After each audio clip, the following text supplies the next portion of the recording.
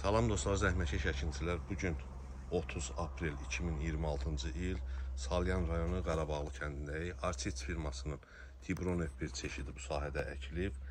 Əkin tarixi 1 noyabr 2025-ci il. Tibronu görürsünüz. Salam bir necəsiz? Salam, Bərəkətli olsun. Allah köməyiniz olsun. Tibron barədə nə deyə bilərsiniz? Tibron barədə onu deyə bilərəm ki, noyabrın 1-i əkilib. Balaca şitirlər. Onlara qulluq eləmişik, böyüyüb. Sonra 8 bar satılıb, belə salxımlar satılıb, 8 bar. Sonra yıxmışıq yerə. Yerə yıxılandan sonra da belə təkrar yenə 8 barı var üstündə. Buna da təzə başlamışıq satmağa.